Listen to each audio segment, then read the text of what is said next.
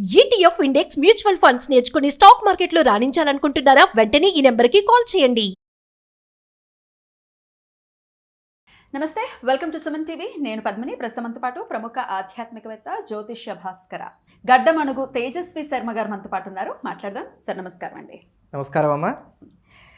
ఇప్పుడు మీతో ఇంటర్వ్యూ చేయడానికి యాక్చువల్గా మీతో బోల్డ్ అని ఆధ్యాత్మిక పరమైనటువంటి విషయాలు, జ్యోతిష్యానికి సంబంధించి బోల్డ్ అని ఇంటర్వ్యూస్ చేయాలనేది నా వాంఛ. అది తీరనటువంటి పరిస్థితి. కానీ ఇలా కలవటం అనేది ఓ రకంగా సంతోషంగా ఉంది, ఓ రకంగా ఖచ్చితంగా మీరు ఏం చెప్తారో వినాలని కూడా ఉంది. అయితే ఈ టాపిక్స్ మాట్లాడటం చాలా చాలా బాధాకరం, శోచనీయమైనటువంటి పరిస్థితి. ఎందుకంటే పీఠాధిపతి స్థాయి రావటం అంటే పూర్వజన్మ సుకృతం. ఆయనని కొన్ని కోటాల మంది ఫాలో చేస్తున్నటువంటి సందర్భం. అయితే బాధ్యతారహితమైనటువంటి వ్యాఖ్యలు కొన్ని కోట్ల మంది మనోభావాలని దెబ్బతీస్తే, ఎవరి గురించి మాట్లాడుతున్నానో ఇంట్రడక్షన్ ఇవ్వాల్సిన అవసరం లేదు. చిన్నజీయర్ స్వామి పూజ్యులు ఆయన శంకర భగవత్పాదుల గురించి చేసినటువంటి వ్యాఖ్యలకి ఆశ్చర్యపోవాలా, బాధపడాలా తెలియనటువంటి పరిస్థితి. 72 అవైదికాలని ఖండించిన ఆయనని, ఆమ్నాయ పీఠాలని స్థాపించిన ఆయనని ఆయన పెట్టలేదు, వేరే ఎవరో, అంటే విద్యారణ్య స్వామి, ఆయనేమి మరి తక్కువ వ్యక్తి కానప్పటికీ ఆయన స్థాపించారన్నట్టు. ఎంతవరకు సమంజసం? అసలు దీన్ని ఎలా చూస్తారు ఈ వ్యాఖ్యలను మీరు? ఇది నిర్ద్వందంగా ఖండన చేయవలసినటువంటి అంశమే. మొట్టమొదటిగా అసలు నాకు ఈ అవకాశం ఇచ్చినటువంటి సుమన్ టీవీ వారికి ముందు ధన్యవాదాలు చెప్పుకుంటున్నాను. అయితే ఇది నిర్ద్వందంగా అందరూ కూడా ఖండన చేయవలసినటువంటి అంశం. ఈరోజు స్మార్తులు అని చెప్పుకునేటువంటి ప్రతి వారు ఎవరైనప్పటికీ కూడా వీధిలోకి వచ్చి స్వామివారు మీరు ఏ ఆధారంతో ఈ మాటలు చెప్పారు అని చెప్పని వారిని ప్రశ్నించి సమాధానం రాబట్టవలసినటువంటి తరుణం ఇది. అంటే ఇప్పుడు విమతాల వారిని చూసుకున్నట్లయితే కనుక ఇప్పుడు వారికి మనమే ఒక ఆయుధాన్ని ఇచ్చినటువంటి వారం అయ్యాం. మా చేతుల్లో మాకు ఐక్యత లేదు, మేము ఇలానే కొట్టుకుంటూ ఉంటాం, మాకు ఇది అనాదిగా వస్తున్నటువంటి సంప్రదాయాన్ని మనమే చెప్తున్నటువంటి విషయంగా మనకు కనబడుతోంది. ఓ పక్క నల్లట పుస్తకాన్ని చంకన పెట్టుకొని వచ్చి నా మతంలోకి రా అనేటువంటి వాళ్ళు కొంతమంది ఉన్నటువంటి సమయంలో, అంటే మత మార్పిడులు విస్తారంగా జరుగుతున్నటువంటి ఈ సమయంలో, లవ్ జిహాదీ లాంటి వాటితో ఇంట్లో ఉన్నటువంటి ఆడపిల్లలను ఎత్తుకుపోతున్నటువంటి ఈ సమయంలో స్వధర్మాన్ని ఎలా కాపాడుకోవాలని చెప్పని తలమునకలమై మనమందరము ఉండి ఏదో ఇంట్లో చిన్నపాటి సంప్రదాయాలను పాటించుకుంటూ మన పిల్లలకి కాస్త చిన్నపాటి సంప్రదాయాలు నేర్పుకుందాం అనుకునేటువంటి ఈ సందర్భంలో చాలా గురుతరమైనటువంటి బాధ్యత వహించి మాట్లాడవలసినటువంటి వారు, పూజ్యులైనటువంటి వారు, గురు సమానమైనటువంటి స్థానంలో ఉన్నటువంటి వారు చిన్నజీయర్ స్వామి వారు. కానీ వారు దానికి చాలా భిన్నంగా, వ్యతిరేకంగా సమాజంలో స్మార్త వైష్ణవ విద్వేషాలు రెచ్చగొట్టేటువంటి విధంగా రెండు సంప్రదాయాలను విడదీసేటువంటి వ్యాఖ్యలు చేయడం అనేది నిజంగా గర్హించవలసినటువంటి అంశం. ఇది మొదటిసారి కాదేమోనండి. ఇది మొదటిసారి కాదు. అంటే వివాదాస్పద వ్యాఖ్యలు చేయడం అనేది ఆదిగా వారికి వస్తున్నటువంటిదే. కొంతమంది నన్ను అడుగుతున్నటువంటి మాట ఏంటంటే, మీలో మీరు ఇలా మాట్లాడుకుంటూ ఉన్నట్లయితే మనం బయట వారికి ఆయుధంగా మారమా? ఎందుకు వారు ఏదో వ్యాఖ్య చేశారనుకుని ఏదో పెద్దవారు అని చెప్పి వదిలేయచ్చు కదా. ఇది చాలా మంది అడిగేటువంటి మాట కూడా. ఇప్పుడు నన్ను మీరు తిట్టారమ్మా, నేను వదిలేస్తాను, వాళ్ళ ఎవరి పాపాన వాళ్ళు పోతారని చెప్పి నేను ఇప్పుడు వదిలేస్తాను. వదిలేస్తే చూసే వాళ్ళకి ఏమవుతుంది? ఇది నేను అంగీకరించినట్టుగా కనబడుతుంది వాళ్ళకి. ఇంకోటి, ఖండన చేయకుండా ఇలా వదిలేస్తే తర్వాత తరాల వారికి ఇది నిజమేమో అని అనిపించవచ్చు. ఇప్పుడు చూడండి, పాత సినిమాలు కనుక మనం చూసుకున్నట్లయితే, ఇప్పుడు లవకుశ సినిమా ఉంది, వాళ్ళు ఆధారం చేసుకుంది ఆనందరామాయణాన్ని. ఆనందరామాయణంలో ఆ చిన్నపాటి ఒక కథ లైన్ ఉంది, దాన్ని తీసుకుని వాళ్ళు డెవలప్ చేసుకున్నారు. కానీ లవకుశ సినిమాలో చూపించినటువంటి ఈ లవకుశలు రామచంద్రమూర్తితో యుద్ధం చేయడం ఏది కూడా వాల్మీకి రామాయణంలో లేవు. దాన్ని ఆ రోజుల్లో ఎవరు ఖండన చేయలే. దాంట్లో ఉన్నటువంటి పద్యాలు, పాటలు అవన్నీ కూడా రామభక్తి పెంపొందింపేటువంటి విధంగా ఉన్నాయి కనుక అందరూ కూడా దాన్ని ఆస్వాదించాలి, చక్కగా సాగిపోయింది. ఇప్పుడున్న తరాల పిల్లలకి ఏమవుతుంది? నిజంగానే రాముడితో లవకుశలు యుద్ధం చేశారనుకుంటున్నారు. అందుకని ఇట్లా మనం ఉపేక్ష చేసామనుకోండి, అంటే నేను ఉదాహరణకి చెప్పాను ఇందాక ఆ సినిమా అనేటువంటిది, ఇలా ఉపేక్ష చేసుకుంటూ వెళ్ళిపోతే ఇలా ప్రతిదీ కూడా ఇదే అయిపోతుంది. దానికి తగ్గట్టుగా ఒకసారి కనుక మనం ప్రశ్నించలేదనుకోండి, రెండవసారికి మనమే అవకాశం ఇచ్చినటువంటి వారం అవుతాం. అదే ఇందాక మీరు అడిగింది, ఇది మొదటిసారి కాదేమో అని అన్నారు మీరు. అంటే వారు మొదటి నుంచి కూడా ఏదో ఒక వ్యాఖ్య చేయటం, దాని ద్వారా వారు బాగా హైలైట్ అవ్వడానికి ప్రయత్నం చేయడం, ఇది మరి బహుశా వారి ప్రణాళిక ఏమో అని చెప్పి ప్రణాళిక అనుకోవచ్చు. ఎందుకంటే ఇప్పుడు సమతామూర్తిని వారు స్థాపన చేశారు. సమతామూర్తిని మేము స్థాపన చేశాం కనుకే స్మార్తులందరూ కూడా రగిలిపోతున్నారు అనుకునేటువంటి మాటని లోకంలోకి తేవడం కోసం అని చెప్పని అది ఏమన్నా కుట్రగా కుతంత్రంగా చేసి ఉండొచ్చు. ఎందుకంటే సమతామూర్తిని స్థాపన చేసినప్పుడు నిజంగా అందరం కూడా సంతోషపడ్డాం. ఏ సంప్రదాయం అయితే ఏమైందమ్మా, ఆచార్య నిష్టను కలిగి ఉన్నారు, చాలా చక్కగా వెళ్తున్నారు. మన హిందువులు ఇప్పుడు స్టాచ్యూ ఆఫ్ ఈక్వాలిటీ అని అన్నారు, సమతామూర్తి అని అన్నారు. సరే, అక్కడ సమానత్వం చూపెడుతున్నారు లేదా తర్వాత దాని గురించి చెప్తాను. ఇప్పుడు ఆ సమతామూర్తి ఎదురుకుండానే కూర్చొని ఆ స్థాపన చేసినటువంటి రోజున మీరు అన్నది ఏమిటి, జగద్గురువు అనే దాని మీద చాలా వివాదాస్పదమైనటువంటి వ్యాఖ్య చేశారు. మళ్ళా అదే వేదిక మీద ఈ రోజున ఆ సమతామూర్తికి సంబంధించినటువంటి 108 దివ్య దేశాలు ఎక్కడైతే సుప్రతిష్ఠితం మీరు చేశామని అనుకుంటున్నారో ఆ ప్రాంతంలోనే బ్రహ్మోత్సవాల సందర్భంగా మళ్ళీ ఈరోజు ఈ వ్యాఖ్యలు చేశారు శంకరాచార్యుల వారి మీద. అంటే శంకరాచార్యుల వారి యొక్క పేరు ఎత్తవలసినటువంటి అవసరం అసలు లేదు. పైగా ఈ వ్యాఖ్యలు చేసినటువంటి సమయం, దాని ముందు వారు మాట్లాడింది కావచ్చు, దాని తర్వాత వారు మాట్లాడింది కావచ్చు, మనం చూసుకున్నట్లయితే ఈ వ్యాఖ్యలకు ముందు వెనక ఉన్నటువంటి వాటిని జోడించుకున్నాం. సంబంధం లేదు కదమ్మా, అసలు సంబంధం లేదు అనుకోవాలి. ఇప్పుడు నేను ఏదైనా ఒకటి మాట మాట్లాడుతున్నాను అని అంటే నా మనసులో ఏదో ఒక ఉద్దేశం లేకపోతే మాట రాదుగా. నాకు ఆకలి వేస్తోంది అని అంటే నాకు నిజంగానే కడుపులో ఏదో బాధ ఉంది, అది తింటే కానీ ఆకలి బాధ నాకు తీరదు, అందుకే నాకు ఆకలి వేస్తుంది నేను అడుగుతా. అట్లా ఏదో ఒకటి మనం ఒక మాట బయటికి మాట్లాడామంటే దానికి ఒక అర్థం ఉంటుంది. ఎదుటి వాడిని తిట్టామంటే వాడి మీద కోపం ఉంటుంది, విమర్శించామంటే వాడి మీద ద్వేషం ఉంటుంది, అట్లా ఏదో ఒకటి ఉంటుంది. అలా ఇక్కడ అసందర్భంగా ఎవరో వారిని అడిగింది కూడా పోనీ లేదు, ఏమండి ఆమనాయ పీఠాలు శంకరాచార్యుల వారే పెట్టారా, శంకరాచార్య వారు గొప్పవారా, రామానుజాచార్యుల వారు గొప్ప, ఇట్లాంటి ప్రశ్నలు కూడా ఎవరు వేసింది కూడా ఏం లేదు. అక్కడ వారేదో ఉపన్యసిస్తూ బదరికాశ్రమంలో ఉండేటువంటి ఆ దీప విశిష్టత చెప్తున్నారు. 6 మాసాలు అది వెలుగుతూ ఉంటుంది నిరంతరాయంగా చెప్తూ అక్కడ ఎత్తుకున్నారు దీన్ని.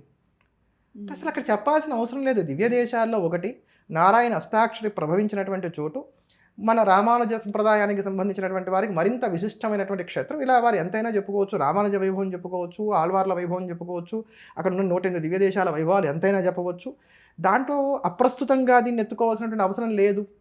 అయినా ఎత్తుకున్నారని అంటే వారికి ఏదో దురుద్దేశమో కుట్రో లేకపోతే ఏదో ఒక వివాదం చేయాలనో లేకపోతే రెచ్చగొట్టాలనో, రెచ్చగొట్టిన తర్వాత స్మార్తులందరూ మాట్లాడుతున్నట్లయితే చూసావా స్మార్తులు వైష్ణవుల మీద పడి ఏడుస్తున్నారు అనేటువంటి భావాన్ని సమాజంలోకి జొప్పించడం కోసమనో ఏవో ఒకటి అయి ఉండాలి కదా. లేకపోతే చరిత్రని వక్రీకరణ చేస్తూ అలవోకగా సత్యదండం పట్టుకుని అన్ని అసత్యాలు చెప్పాల్సిన అవసరం ఏమొచ్చింది, లేదు కదమ్మా. విద్యారణ్య స్వామిని అన్నటువంటి లైన్లో ఆయన ఒక గైడ్గా కూడా అభివర్ణించారు. దీని గురించి వాట్ ఈస్ యువర్, గైడ్ అంటాం అనే దాన్ని నిజంగా గర్హించాలి. మరి ఒక సందర్భంలో అంటే కొన్ని మాటలు ఏమవుతాయంటే అండి, వారు ఏ ఉద్దేశంతో చెప్తారో తెలియదు కానీ కొంత సంప్రదాయాల్లో ఉన్నటువంటి వారికి అవి కొంచెం గుచ్చుకునేటువంటి విధంగా ఉంటాయి. ఎట్లా అంటే దీని గురించి నేను చెప్తాను, ఈ గైడ్ అనే దాని గురించి చెప్తూ కూడా చెప్తాను. హాలాహల భక్షణ సందర్భాన్ని వారు తీసుకొని ఏమన్నారనంటే, దేవతలు ప్రార్థన మేరకు ఆయన హాలాహల భక్షణం చేయడానికి పూనుకున్నప్పుడు అమ్మవారి వంక చూశారు. చూస్తే ఏం కాదులే ఓయ్ తినని చెప్పని అమ్మవారు అన్నారు. ఆవిడ మోడ్రన్ లేడీ. ఇప్పుడు ఈ మోడ్రన్ లేడీ అంటే వారి కాంటెస్ట్ ఏంటంటే అమ్మవారు ఆదర్శమూర్తి అని చెప్పడం అనేది వారి ఉద్దేశం అయి ఉండొచ్చు బహుశా. కానీ అక్కడ పదం సర్వమంగళ గురించి వారు ప్రస్తావన చేసింది ఏంటంటే మోడ్రన్ లేడీ. మీరు ఇప్పటికి కూడా యూట్యూబ్లో ఉంది, చూడండి. మోడ్రన్ లేడీ ఈయన వెళ్ళేసరికి అచ్యుతాయ నమః కేశవాయ నమః మొత్తం ఆయన తాగేశారు. ఎవరు హాలాహలనంతా విష్ణువే స్వీకరించేశాడు. అదేమిటో ఇప్పుడు మా ఆవిడకి చెప్పొచ్చాను నేను, మరి ఇప్పుడు నా పరువేం కావాలంటే పర్వాలేదులే నా చేతికి కాస్తుంది, ఇది నువ్వు స్వీకరించు అని చెప్పని విష్ణుమూర్తి ఇచ్చాడు. ఇస్తే దాన్ని ఆయన స్వీకరించాడు. గొంతు పట్టుకొని అది లోపలికి వెళ్ళకుండా ఆపాడు. అంటే అసలు ఈ కథ అసలు ఏ పురాణం ఏ ఆధారంలో ఉంది? వ్యాసప్రోక్తమైనటువంటి భాగవతంలో కావచ్చు, మిగతా పురాణాల్లో కావచ్చు, అసలు ఎక్కడా మనకు కనబడదు. అంటే వీరికంటూ ఒక ప్రత్యేకమైనటువంటి కథ, కార్ఖానా, కమీషు, వ్యవహారం ఉంటాయి. ఇది నేను ఎందుకు చెప్పి తర్వాత విద్యారణ్యుల గురించి చెప్తున్నానంటే, వీరు చరిత్రను ఇప్పుడు వక్రీకరణ చేశారు. అంటే పురాణాలు వక్రీకరణ చేస్తున్నారు, చరిత్రని వక్రీకరణ చేస్తున్నారు. అంతటి పూజ్యమైనటువంటి స్థానంలో ఉండి ఎందుకు ఇలా చేస్తున్నారు నాకు అర్థం కావట్లేదు. నేను జిఆర్ స్వామి వారిని ఎక్కడ వ్యక్తిగతంగా నేను ద్వేషించట్లేదు, విమర్శించట్లేదు. వారంటే నాకు చాలా భక్తి ఉంది. చాలామందికి తెలియనటువంటి అంశం ఏంటంటేనమ్మా, మైత్రేయ శాఖ అని ఒకటి ఉంది వేద శాఖల్లో. అది అంతరించిపోతుంటే దాన్ని కాపాడారు ఆయన. ఆ మైత్రేయ శాఖని చక్కగా ఉజ్జీవింపజేశారు. ఇప్పటికి కూడా సామాజికమైనటువంటి సేవా కార్యక్రమాలు ఎన్నో చేస్తున్నారు వారు. వాటి పరంగా మనం అందరం కూడా వారికి నమస్కారం చేయవలసింది. అంతేకాకుండా కాషాయం కట్టినంత మాత్రం నారాయణ స్వరూపులు అని చెప్పని మనకి శాస్త్రం చెప్తున్నటువంటి మాట, కాషాయ దండ మాత్రమే ఇది సాక్షాత్ నారాయణో భవేత్ అని చెప్పని, కనుక కూడా వారికి నమస్కారం చేస్తాం. అట్లా అని చెప్పని చరిత్రని మనకి పురాణాలని వీటన్నిటిని కూడా వక్రీకరణ చేసి చెప్తూ ఒప్పుకోలేం అమ్మవారిని కదా. Modern Modern lady lady. అనగానే ఇప్పుడు నిత్యం తెల్లవారు లేచి త్రిపుర సుందరిని ఉపాసన చేసేటువంటి మా ఓట్లకు ఏమనిపిస్తుంది ఎంత చివుక్కుమంటుంది మనసు. కదా. వీరు సన్యాసం తీసుకునేటప్పుడు ఎవరైనా సరే సన్యసించేటప్పుడు ఒక ప్రతిజ్ఞ చేస్తారండి. మేము సర్వభూతములకు అభయం ఇస్తున్నాం. అభయ వ్రతం ఒకటి ఉంది అక్కడ. సర్వభూతములకు అభయం ఉంటుంది. వారి వల్ల చీమకి కూడా హాని కలగకూడదు. మీరు చేసేది మనసు చేత కానీ వాక్కు చేత కానీ వాక్కు చేత. ఎవ్వరూ కూడా నొప్పింపబడకూడదు. మరి ఇప్పుడు వారి మాట్లాడిన మాటల వల్ల మరి ఇతర సంప్రదాయాల వారు నొచ్చుకుంటున్నట్టే లెక్క కదా. ఖచ్చితంగా చరిత్ర చూసుకుంటే వ్రతభంగం అవుతోంది.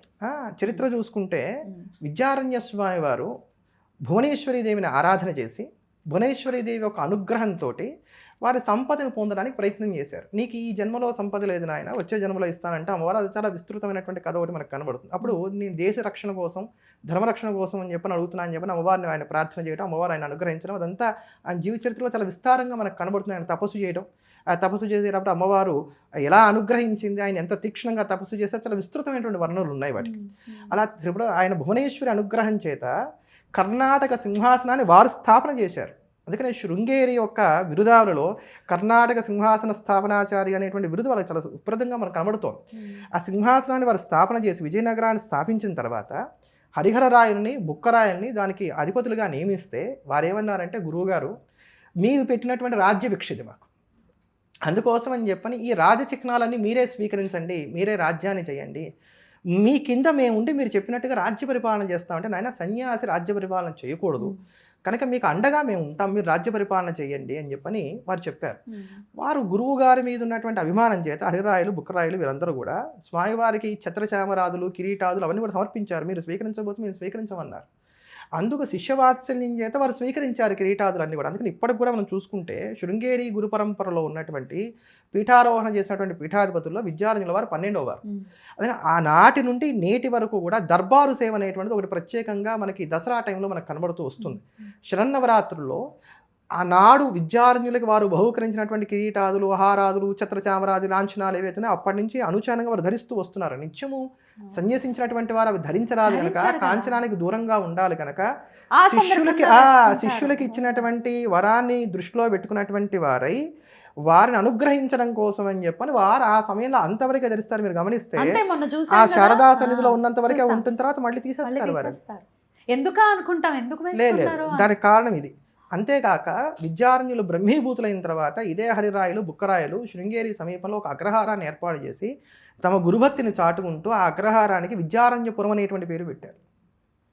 అక్కడ ఒక ఆలయాన్ని కూడా వాళ్ళు నిర్మించారు. అంతటి మహాత్ములైనటువంటి వారు విద్యారణ్యులు.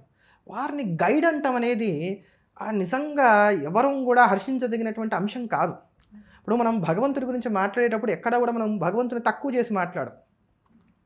మనకి బాగా ప్రేమాస్పదమైనటువంటి వారి గురించి మాట్లాడేటప్పుడు కూడా ఏనాడు కూడా వారి గురించి మనం తక్కువ చేసి మాట్లాడడం. ఒకవేళ వారికి సంబంధించి మనకి గిట్టని విషయం ఏదైనా కనబడితే కూడా దాన్ని కప్పిపుచ్చడము, దాన్ని తప్పించేటువంటి ప్రయత్నము మనం లోక సహజంగా చేస్తూ ఉంటాం. అట్లాంటిది వీరు గైడ్ అంటాం అనేది వారి మనసులో ఉన్నటువంటి మాట అది. కానీ లోకంలో ఆ మాట అంటే కష్టం అవుతుంది కదా. వెంటనే దాని తర్వాత ఏమన్నారని అంటే, విద్యారణ్యులు మహాత్ములు వారు వేదభాష్యాన్ని అనుగ్రహించినటువంటి వారు అన్నారు. నిజంగానే వారు వేదభాష్యాన్ని అనుగ్రహించారు. ఆ రోజు వారు శంకర పరంపర గురించి చేసినటువంటి ప్రవచనంలో అదొక్కటే సత్యం వారు చెప్పింది, మిగతావన్నీ అసత్యాలే. మన అమోఘ సత్యవచస్కుడైనటువంటి రామచంద్రమూర్తి మూలం ఉంటూ ఆ రామచంద్రమూర్తిని నిత్యం ఆరాధన చేసేటువంటి వారు అయి ఉండి రామచంద్రమూర్తి సాక్షిగా ఇన్ని అసత్యాలు పలకడం అంటే నిజంగా వారి పూర్వజన్మ ప్రారంభంగానే అది నేను భావన చేస్తాను. మరి దానివల్ల ఏం కలుగుతుంది, ఫలితం ఎలా ఉంటుంది అనేది దైవేచ్ఛ, దానికి మనకు సంబంధం లేదు. అయితే స్వామివారు ఇలా ఎందుకు చేశారు అని అంటే, బహుశः మమ మాయా దురత్యయ అని చెప్పని పరమాత్మ గీతలో చెప్పినట్టుగా ఆయన మాయ ఎవరికి కూడా దాటరాంది కనుక ఆ మాయా పరవశులు అయ్యే వారు ఎవరు ఇలా వ్యాఖ్య చేసి ఉంటారని అనుకుంటున్నాను. కనుక విద్యారణ్యుల విషయంలో వారు చేసినటువంటి గైడ్ అనేటువంటి పదం ఏదైతే ఉందో, సంబోధన ఏదైతే ఉందో, అది ఎవరైనప్పటికీ కూడా గర్హించవలసిందే ఖచ్చితంగా. ఇక శంకర్ల విషయానికి వస్తే, పరమశివుడే ఆయన అంశగా ఖచ్చితంగా భూలోకానికి ఆయన అంశను పంపించారని చెప్పేది శాస్త్రవచనం. ఏదో మనకిష్టం వచ్చిన మాటలు లేకపోతే మనం అభిమానంతో చెప్పేసేటటువంటి మాటలు కాదు. అతి పిన్న వయసు 32 సంవత్సరాలు అంటే చాలా చిన్న వయసు. 3 సార్లు భారతదేశం కాలినడకన పర్యటించడం ఏమిటి, సాక్షాత్తు పరమశివుడే 5 లింగాల్ని ఆయనకి ఇవ్వటం, దత్తుడి పర్యవేక్షణలో ఇవన్నీ జరగటం, ఆ లింగాల్ని ప్రతిష్ఠించడం అనేది కూడా వింటూ ఉన్నాం, చదువుకుంటూ ఉన్నాము. ఇంత ఇంత సామాన్యులు, చాలా సామాన్యురాలు నేనే తెలుసుకుంటూ ఉన్నప్పుడు ఇటువంటి వ్యాఖ్యలు చేయటం అసలు దీని గురించి కూడా ఒకసారి మనం మాట్లాడుకుందాం. శంకర్లే ఇచ్చారు ఆ లింగాల్ని అని అంటారు కదా, దాని గురించి ఒక్కసారి. ఇక్కడ ఏంటంటమ్మా, శంకరుల యొక్క అంశ కాదు, సాక్షాత్తు శంకరుడే వచ్చాడు. శంభోర్మూర్తిర్ భువన చరితే శంకరాచార్య రూప, ఈ మాట కూడా మనకి విద్యార్థుల వారు చెప్పినటువంటి మాటే. విద్యారణ్యుల వారే చెప్పిన మాటే. 19 గ్రంథాలు రాశారు శంకర్ల మీద అని చదవటం జరిగింది. అనేకమైనటువంటి శంకర విజయాలు ఉన్నాయి. శంకర విజయాలు అంటే విద్యారణ్య స్వామి వారి కన్నా కూడా పూర్వమే అనేకమైన శంకర విజయాలు ఉన్నాయి. వాటన్నిటినీ కూడా క్రోడీకరణ చేస్తూ వాటి యొక్క సారాంశ రూపంగా నేను మరొక శంకర విజయాన్ని రచిస్తున్నాను అని చెప్పని మాధవీయ శంకర విజయానికి ప్రారంభంలో వారే చెప్పారు. ఆ మాట చెప్తూ ఇప్పటికే ఉన్నప్పుడు మళ్ళీ నువ్వెందుకు రాస్తున్నావు అని నన్ను అడగచ్చు ఎవరైనా. పంచామృతాల్లో ఒక్కొక్క తీపి చేరడం వల్ల ఆ పంచామృతానికి ఎలా అయితే అదనపు రుచి చేరుతూ వస్తుందో, అలా నేను రాసినటువంటి ఈ శంకర విజయం మరింత హాయిని గొలుపుతుంది లోకానికి అనేటువంటి కారణం చేత రాస్తున్నాను అనేటువంటి ఉపమానాన్ని కూడా వారు అక్కడ మనకు చూపెడతారు. అయితే శంకరుల దగ్గరికి దేవతలందరూ వెళ్ళారట. కైలాసానికి వెళ్ళి బౌద్ధ జైనాలు ప్రబలి ఎక్కడ యజ్ఞయాగాది క్రతువులు జరగనటువంటి స్థితి ఏర్పడింది లోకంలో. అందుకోసం అని చెప్పని మీరు భూమి మీద అవతరించి జ్ఞానాన్ని లోకానికి ఉపదేశం చేయవలసింది అని చెప్పని ప్రార్థన చేశారు. మనం గమనిస్తే అండి, ఎప్పుడు కూడా హరిహరులు ఇద్దరు కూడా అవినాభావ సంబంధాన్ని కలిగి ఉంటారు. వీరికన్నా ముందు జరిగినటువంటి ద్వాపర యుగంలో ఏం జరిగిందండి, సాక్షాత్తు నారాయణుడు బాదరాయణుడిగా వచ్చి అష్టాదశ పురాణాలను బ్రహ్మసూత్రాలను ఇవన్నీ కూడా అనుగ్రహించాడు. అంటే సాహిత్యం అంతా ఆయన ఇచ్చేసాడు. ఇప్పుడు ఆ సాహిత్యం నుంచి రావాల్సినటువంటి సారాన్ని వంట పట్టించుకోవడం అనేది మృగ్యమైంది కనుక దాన్ని అందించడం కోసం అని చెప్పని శివుడు వచ్చాడు. ఆ శివుడు ఆ శివుడు శంకరాచార్యుల వారుగా వచ్చారు. ఆయన పేరు కూడా శంకరుడే. శంకరోతి ఇది శంకర, శాశ్వతమైనటువంటి శుభాన్ని ఇచ్చేటువంటి వాడు. శాశ్వతమైన శుభం అంటే మోక్షం తప్ప ఇంకో మార్గం ఉండడానికి ఆస్కారం లేదు కనుక వారి నామమే చెప్తోంది వారి అవతారం ఉద్దేశం ఏమిటి అనేటువంటిది. అలా అవతరించడం, వారు అవతరించిన తర్వాత వారు కైలాసానికి వెళ్ళారని, మళ్ళీ తిరిగి ఆ కైలాసంలో పరమేశ్వరుడు వారికి 4 లింగాలు ఇచ్చారని, ఆ 4 లింగాలను తీసుకొచ్చి చిత్రామనాయ పీఠాల్లో ఏర్పాటు చేశారని. 5 కాదండి, అంటే ఇక్కడ అభిప్రాయ భేదాలు కొన్ని ఉన్నాయి. ఒప్పుకోరు, ఒకటి ఒప్పుకుంటాము ఒప్పుకోమని ఏం కాదు, దీంట్లో కాస్త అభిప్రాయ భేదాలు ఉన్నాయి. వీటిలో మనం ఏం అనుకోవాల్సినటువంటి అవసరాలు లేదు. 5 లింగాలు ఉన్నప్పుడు కంచి చేరుతోంది, 4 లింగాలు ఉన్నప్పుడు కంచి చేరట్లేదు. సరే, కంచి ఉందా లేదా అనేటువంటి వివాదాన్ని మనం పక్కన పెట్టుకుంటే, కంచిని కలుపుకున్నా కూడా కలుపుకోకపోయినా కూడా నష్టం లేదు. ఎందుకంటే అందరూ కృషి చేస్తున్నటువంటిది అద్వైత సిద్ధాంతం కోసమే, అందరూ పూజిస్తున్నది చంద్రమౌళీశ్వరుణ్ణే, అందరూ ఆరాధన చేస్తున్నటువంటిది పరదేవతనే, అందరూ కూడా ఒప్పుకుంటున్నటువంటిది హరిహరాద్వైతాన్నే. అలాంటప్పుడు ఇంకా దాంట్లో మనకేం పెద్దగా ఇబ్బందులు పడాల్సినటువంటి అవసరాలు లేవు. అలా వారు తీసుకొచ్చారని ఆ సందర్భంలోనే సౌందర్యలహరి వారు భూలోకానికి తీసుకొచ్చారని చెప్పని మహాస్వామి వారు చెప్పినటువంటి మాట. అయితే ఆ సౌందర్యలహరిని తీసుకొస్తున్నప్పుడు ఇదంతా భూలోకానికి వెళ్ళిపోతే కష్టమని చెప్పని నందీశ్వరుడు అడ్డగించాడని, కొంత భాగాన్ని వారు స్వీకరించారని. అందుకని సౌందర్యలహరిలో ఉండేటువంటి మొదటి భాగం ఏదైతే ఉందో అదంతా కూడా మంత్రభాగంగా ఉంటాం, తర్వాతి భాగం అంతా కూడా శంకరులు తాము పూరణ చేశారని. అందుకని ఇదంతా కూడా అమ్మవారి యొక్క పాదాది కేశాంత వలనగా సాగింది అనేటువంటి మాట మనకి కొంతమంది వ్యాఖ్యానకారులు దానికి రాసినటువంటి దాంట్లో చెప్పేటువంటి మాట. అయితే దానికి ప్రమాణాలు మనకి లేవు. అనుశ్రుతంగా వస్తోంది అని అంటే ఎవరో తమ అనుభవంలో తెలుసుకొని ఉండాలి. ఇప్పటికే మనం పోగొట్టుకున్న సాహిత్యం చాలా ఉంది కనుక వారి అనుభవంలో ఏదో ఒక గ్రంథంలో చూసుంటారు, చెప్పుంటారు. అట్లా కైలాసం నుంచే అవి వచ్చాయి. వారి యొక్క అష్టోత్తరంలో కూడా ఆ నామం ఉంటుంది. కైలాస సంప్రాప్త చంద్రమౌళీశ్వర పూజకాయ నమః అనుకుంటా, ఒకవేళ నేను తప్పు కాకపోతే ఆ నామం దానికి అర్థం ఇంచుమించుగా అలానే వస్తుంది. అంతేకాక వీటితో పాటు రత్నగర్భ గణపతిని కూడా ఇచ్చారు ఈశ్వరుడు. అందుకని మీరు శృంగేరి వెళ్తే అక్కడ చంద్రమౌళీశ్వరుడితో పాటు రత్నగర్భ గణపతి మనకి దర్శనమిస్తారు. మీరు ఎప్పుడైనా సరే, మనకి ఇవాళ రేపు లైవ్లో కూడా మనకు కనబడుతోంది శృంగేరి శ్రీవారు చక్కగా శుక్రవారం పూట స్వామివారి చంద్రమౌళీశ్వర పూజ శ్రీచక్రార్చన అని మనకు కనబడుతుంటే అప్పుడు చూడండి వారు ముందు గణపతికి పూజ చేస్తారు. ఆ గణపతి రత్నగర్భ గణపతి, కైలాసం నుంచి వచ్చినటువంటి గణపతి.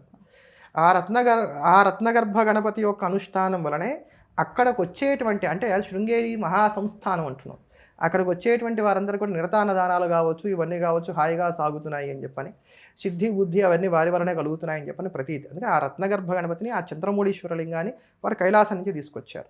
అయితే మిగతా పీఠాల్లో కేవలం చంద్రమౌళీశ్వర లింగాలే ఉన్నాయి కానీ రత్నగర్భ గణపతి లేదు. శృంగేరి ఎందు మాత్రమే ఇది మనం విద్యమానంగా దర్శనం చేయడానికి అవకాశం ఏర్పడుతుంది. అందుకని చెప్పని వారు కైలాసం నుంచి తీసుకొచ్చారు చంద్రమౌళీశ్వర లింగాలు అనేది వాస్తవమే. సాక్షాత్తు శంకరుడే కైలాసానికి వెళ్ళి వారి యొక్క బింబ ప్రతిబింబంలాగా ఇంకో ఉన్నటువంటి శంకరుడి దగ్గర సంభాషణ చేసి అక్కడ ఉన్నటువంటి ఆ 4 లింగాలు తీసుకొచ్చారని మనం భావన చేయొచ్చు. 4 అయితే 4, 5 అవుతాయి. ఇక చతురామ్నాయ పీఠాలు ఏవైతే ఉన్నాయో అవి ఖచ్చితంగా శంకరులు స్థాపన చేయలేదు అని చాలా కాన్ఫిడెంట్గా చెప్పేశారు ఆయన.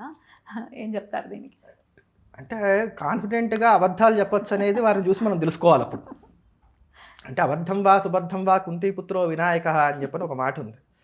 అంటే నువ్వు అబద్ధం చెప్పు, ఎలా అన్నా చెప్పు, నువ్వేమన్నా అనుకో, కుంతిపుత్రుడు వినాయకుడు అంటే వినాయకుడే.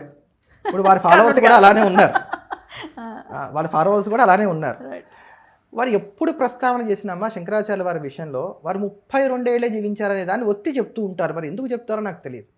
రామానుజులు 100 ఏళ్ళు జీవించారు, శంకరులు 32 ఏళ్ళు జీవించారు అనేటువంటి కంపారిజేషన్ ఎక్కువగా కనబడుతూ వస్తుంది. అయితే ఇటీవల వీరు చేసిన వ్యాఖ్యలో మాత్రం రామానుజుల పేరు కాకపోయినా శంకరాచార్య వారు 32 ఏళ్ళే జీవించారనే మాట మళ్ళా కూడా నొక్కే చెప్పారు. అంటే వయసుకి సిద్ధాంతానికి జ్ఞానానికి అసలు సంబంధం అయితే లేదు. ఇప్పుడు అదే చెప్తున్నాను, ధ్రువుడు కావచ్చు, ప్రహ్లాదుడు కావచ్చు, వీరందరికీ కూడా భగవంతుడు సాక్షాత్కరించినప్పుడు వాళ్ళేమో పండు ముసలుడు గారు. అందుకని చెప్పండి, మరి వయసుతో ఏమి సంబంధమో నాకు ఈ రోజు కూడా నాకు అర్థం కావట్లేదు. అయితే శంకరాచార్యుల వారు హిమాలయాలకు వెళ్ళిపోయారు, అక్కడికి వెళ్ళి వారు అంతర్హితులు అయిపోయారు, మళ్ళీ తిరిగి రాలేదు కనుక ఈ పీఠాలు వారు ఏర్పాటు చేయలేదు. తర్వాత వచ్చినటువంటి విద్యారణ్యులు ఈ పీఠాలు ఏర్పాటు చేశారని వారు చెప్పారు. కానీ చరిత్ర కనుక మనం చూసుకున్నట్లయితే శృంగేరి జగద్గురు పరంపరలో 12వ పీఠాధిపతులు విద్యారణ్యులు. శంకరాచార్యుల వారే పీఠాన్ని ఏర్పాటు చేయకపోతే వీరు 12వ వారు ఎలా అవుతారు? ఇది ఎలాంటిదంటే నా నుంచి కొడుకు పుట్టలేదు, నా కొడుకు కడుపునే నేను పుట్టాను లాంటిది. కానీ ఇది సాధ్యపడేటువంటి అంశం కాదు. అయితే ఇక్కడ ఈ వ్యాఖ్యల్లోనే వారు ఇంకో మాట ఏం చేశారంటే విద్యారణ్యులు మహాపండితులు, వారు వేదములకు భాష్యమును రచించారు అని చెప్పని వారిని పొగిడారు. అంటే విద్యారణ్యులు మహాత్ములను అంగీకరించారు, అదొకటే వారు చెప్పినటువంటి సత్యం కూడా.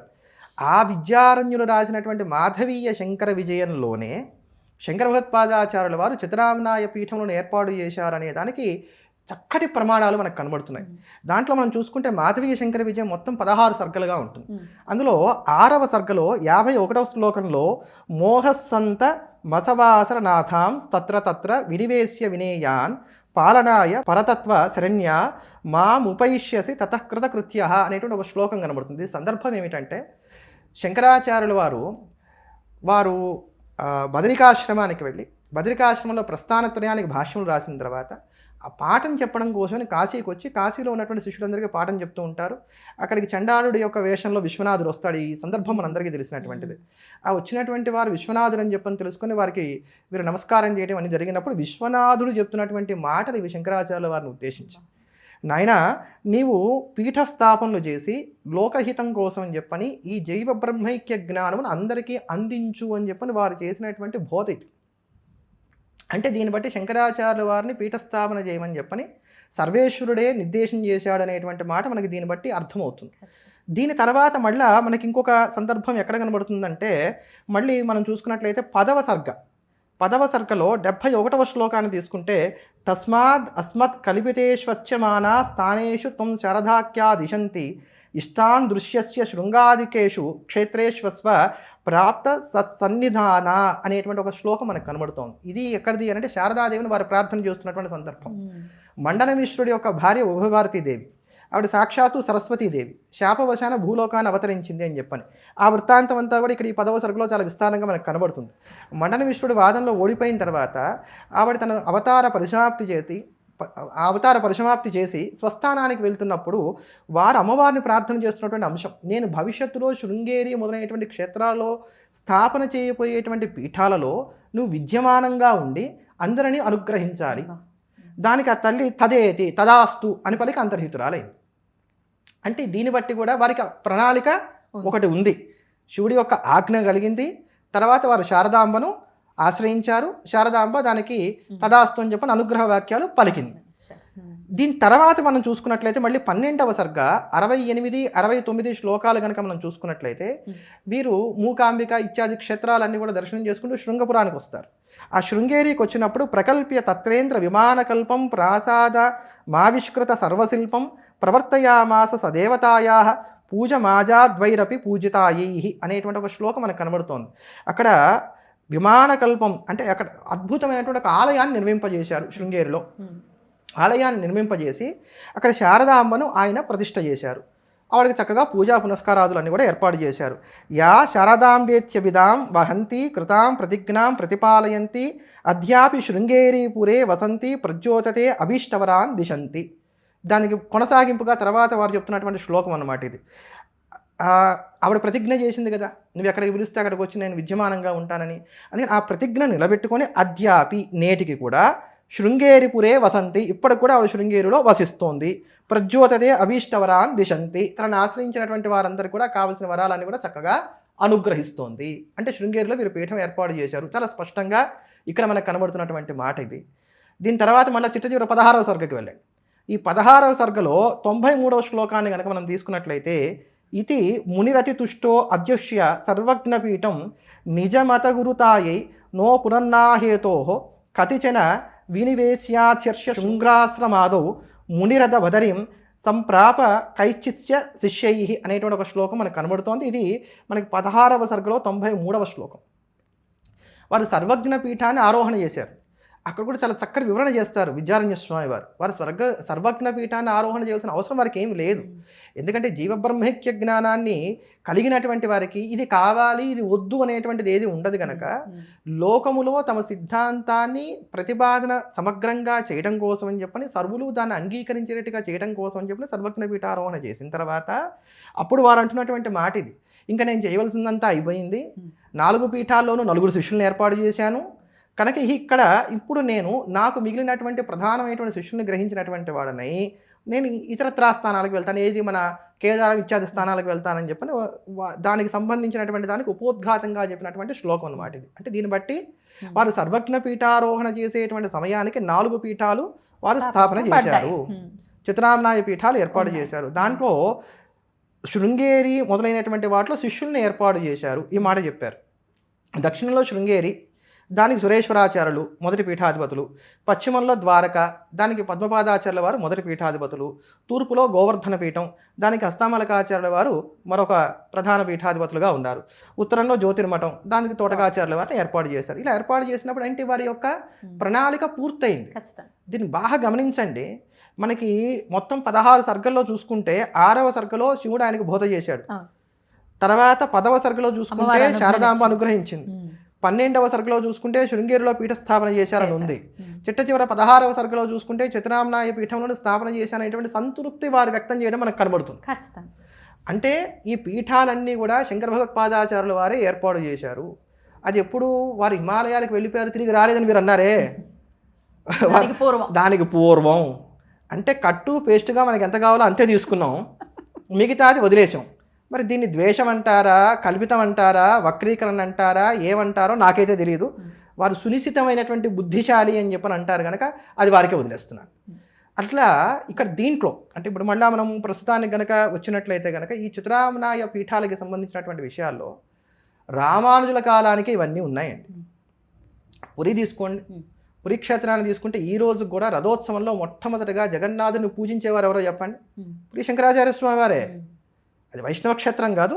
మరి అక్కడ ఈ రోజుకి కూడా 108 దివ్య దేశాలలో ఒకటి పురి శంకరాచార్యుల వారు రథారుడు అనేటువంటి జగన్నాథుని మొట్టమొదటిగా పూజించేటువంటి వారు.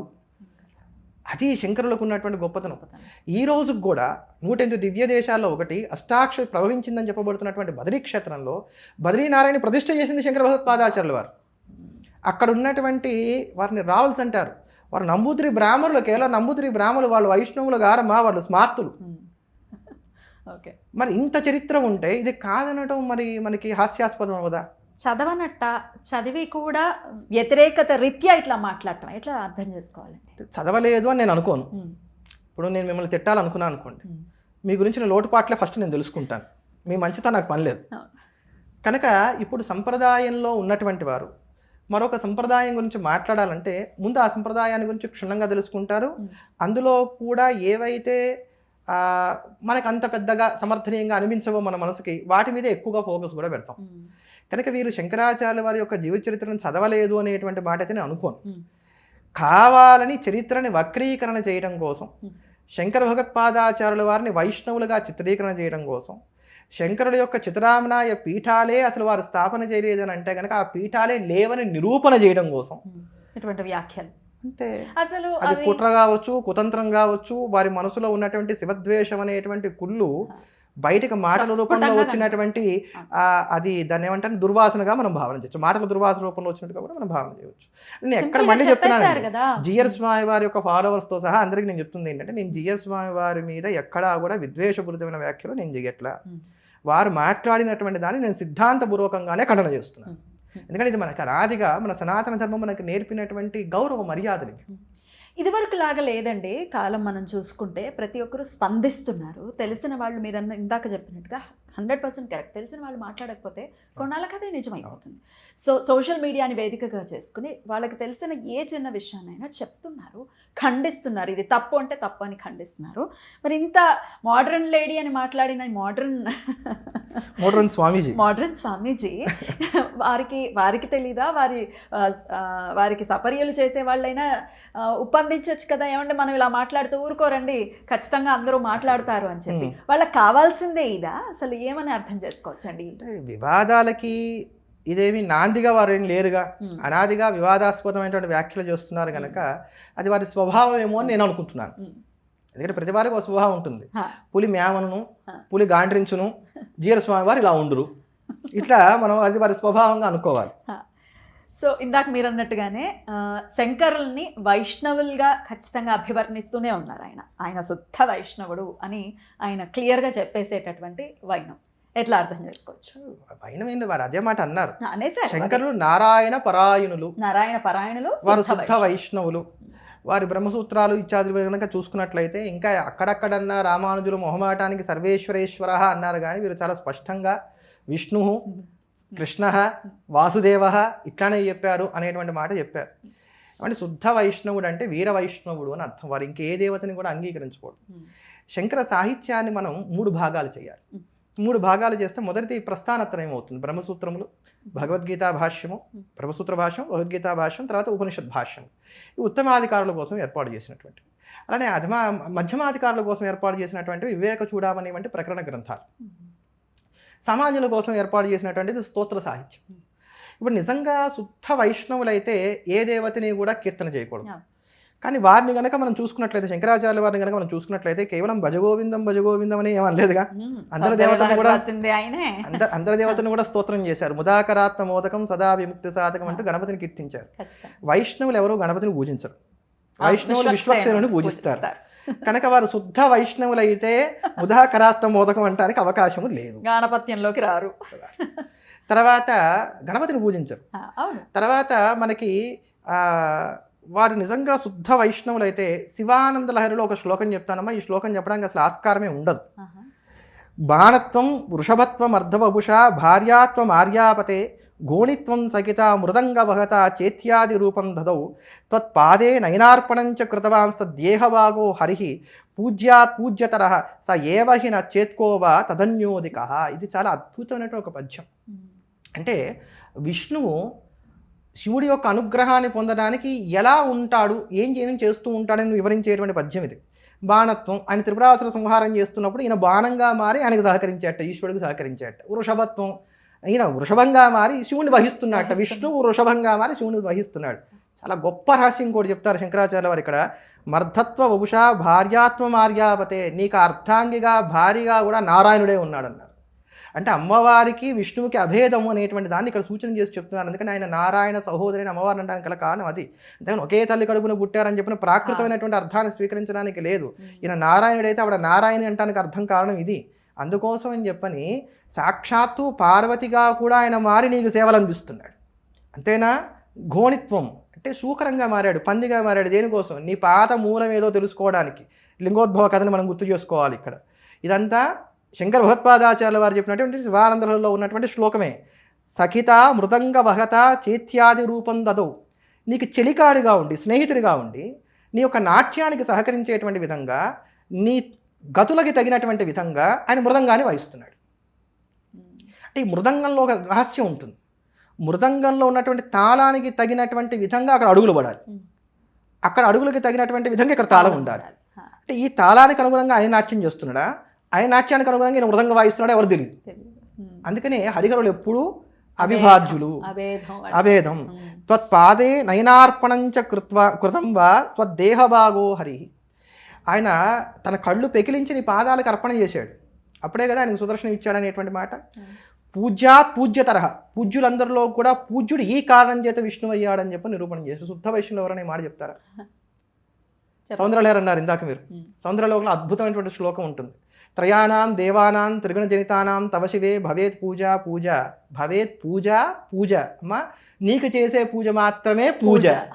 భవేత్ పూజ పూజ తవ చరణయోర్యా విరచిత భవాని తత్పాదోద్వహన మణిపీఠస్య నికటే శస్వన్ ముకులిత కరోత్తంస మగుటా.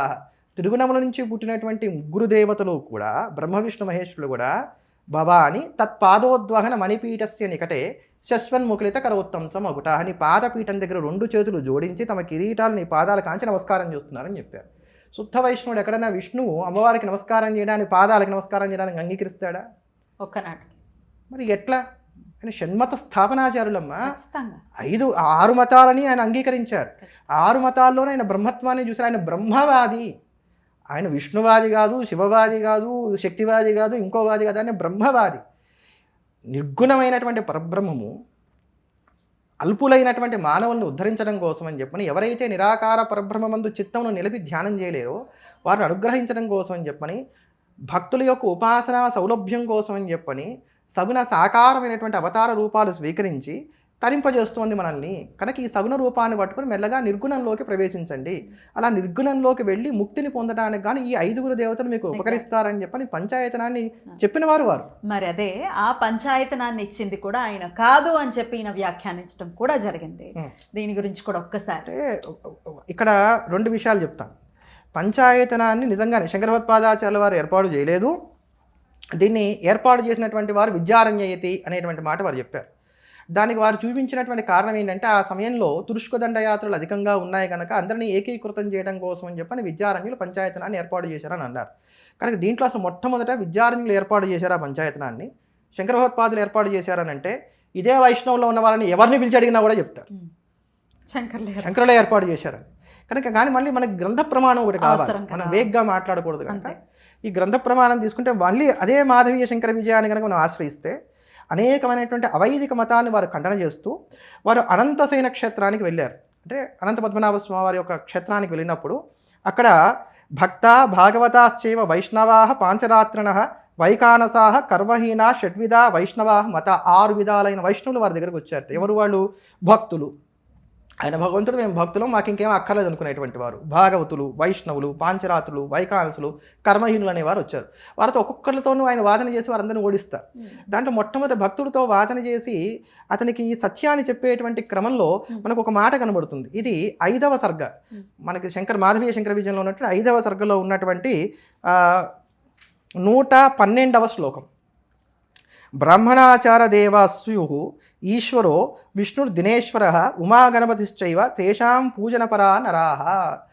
ఓ బ్రాహ్మణుడా, నువ్వు ఎప్పుడు కూడా ఈశ్వరుణ్ణి, విష్ణువుని, దినేశ్వరుడు అంటే సూర్యుడిని, ఉమాదేవిని, గణపతిని, వీరిని తేషాం పూజన పరాహ, వీరిని ఎప్పుడు కూడా పూజించని చెప్పారు. ఇది పంచాయతనం కాదమ్మా? పంచాయతనమే. తర్వాత అతను చేసినటువంటి ఉపదేశాలన్నిటి వలన కూడా అతను దీన్ని అంగీకరించి తేన భగ్నే లింగదేహ ముక్తిర్భవతి నాణ్యత ఇత్యాదిష్ణో విష్ణు శర్మ దండవత్ ప్రణిపత్యతాం. ఆ మాట్లాడినటువంటి వాడి పేరు విష్ణు శర్మ. ఆయన వీరికి సాష్టాంగ నమస్కారం చేశాడు.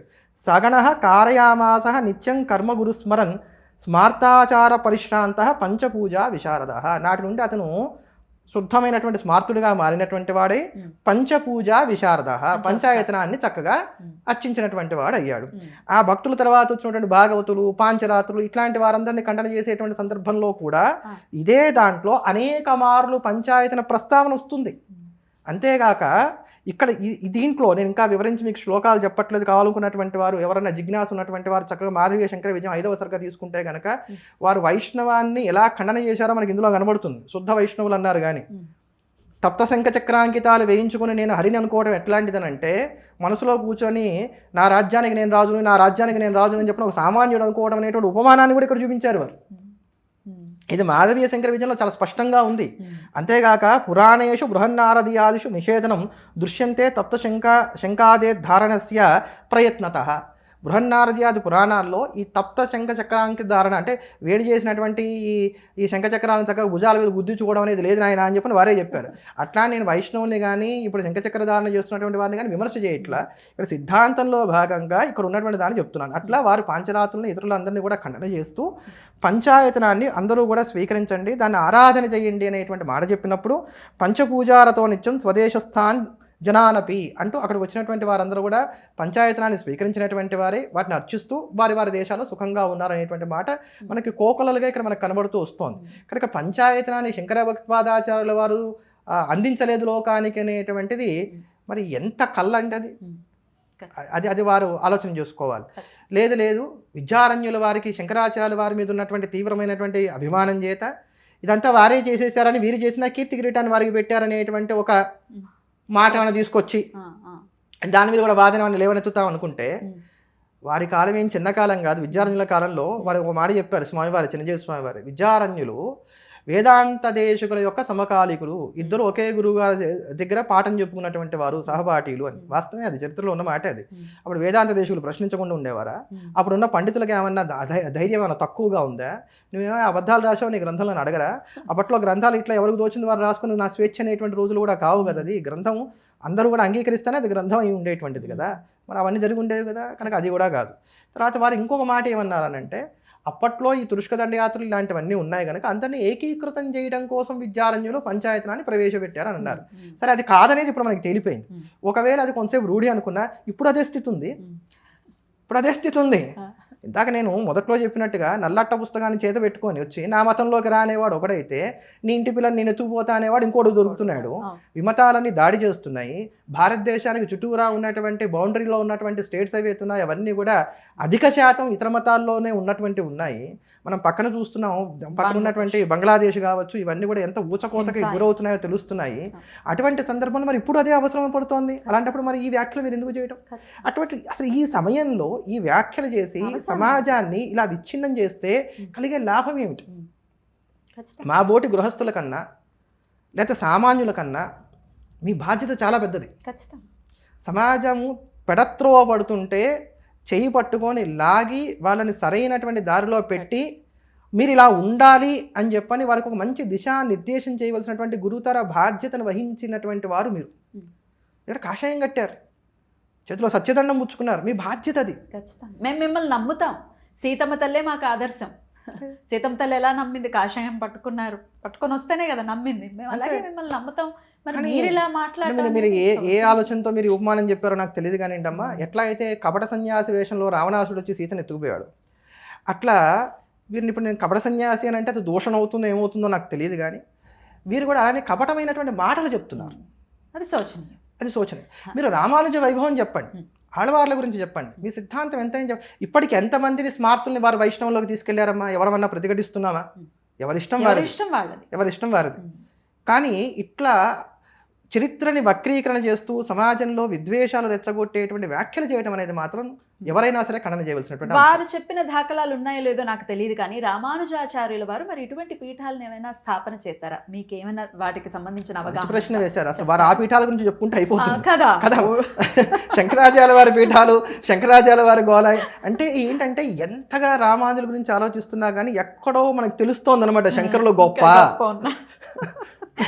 అందుకని భయంగా అంటే సామాన్యులకు అర్థం అవడం కోసం చెప్తున్నాను, నేను ఈ పదాలు వాడకూడదు కానీ మనకి సినిమాల్లో ఒక డైలాగ్ ఉంటుంది, కంటెంట్ ఉన్నటువంటి వాడికి కట్అవుట్ అవసరం లేదు.